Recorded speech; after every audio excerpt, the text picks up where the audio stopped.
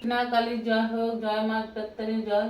সকল ভক্তরা মিলে বলুন, জয় মা দক্ষিণা কালীর জয় হোক, জয় মা প্রত্যেরীর জয়।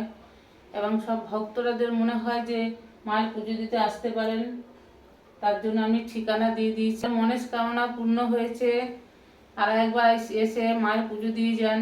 দেখুন, একটা কথাতেই বলে যে সন্তান, মায়ের সন্তান সবাই সমান, এবং কথাতেই বলে যে সন্তান যদি না কাঁদে তার মাও কিন্তু দুধ তার দেয় না।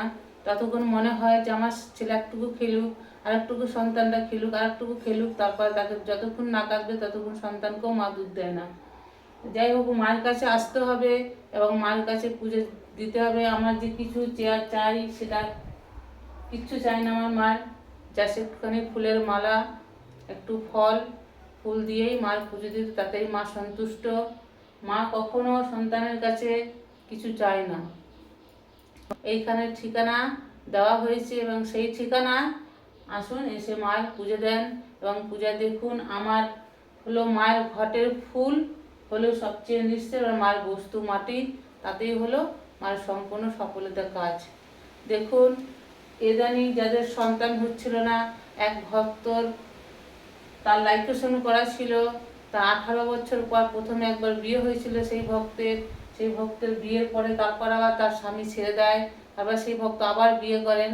বিয়ে করে তার 6 বছর তার সন্তান নেই, খুব অশান্তি ভোগ করছিল, এবং আমার মায়ের কাছে এসেছে এবং তার গত 1.5 মাস থেকে তার গর্ভে ফের সন্তান ধারণ করেছে। এবং আমার শ্বশুরও এই কাজটা যথেষ্ট পরিমাণে করতো। বাবা যখন বেঁচে ছিলেন, বাবার আমলেরই মায়ের পুজো করতো। এই দক্ষিণা কালীর পুজো আমার শ্বশুর করতো, তারপরে আমাকে দিয়ে গেছেন, এবং বহু লোক দেখেছি, আমরাও এসেছে, এখান থেকে এসে সন্তান প্রাপ্ত হয়েছে।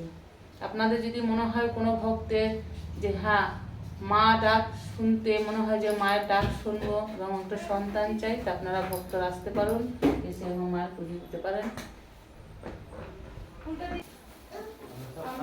আদি সপ্তগ্রাম থেকে এসছেন মায়ের জন্য ফুল নিয়ে? হ্যাঁ। বাহ, আমার একটা মানসিক ছিল, অমাবস্যায় দেব, মায়ের কাছে পুজো দিয়ে দেবো। ওই সোনা, তোমার আশা পূর্ণ হয়েছে। ভাই, আপনাদের যদি মনে হয় ভক্ত আসবেন মায়ের পুজো দেবেন, তাহলে এইখানে ঠিকানা দেওয়া আছে, এবং সকল ভক্ত শুনে নেমে 5 মিনিটের রাস্তা, যে কোনো লোকে হাঁটার পথ 5 মিনিটের রাস্তা আমার বাড়ি আসতে লাগে। কোনো অটোও না এবং কোনো টোটোও না, হাঁটার পথ আছে। স্টেশনের কাছ থেকে নেমে শরৎপল্লী, যে কোনো মানুষকে জিজ্ঞাসা করবেন, সেই বলে দেবে শরৎপল্লী যেতে হবে। শরৎপল্লীতে আমার বাড়ি। ভক্ত আপনাদের সকলকে প্রণাম জানাই এবং মাকে প্রণাম জানাই, এবং আপনারা সবাই আসতে পারেন। সবাই সুস্থ থাকুন এবং ভালো থাকুন। আপনাদের আশা যেন মা পূর্ণ করে, সকল ভক্তদের আশা যেন মা পূর্ণ করে, এবং আপনারা মার কাছে একবার আসুন।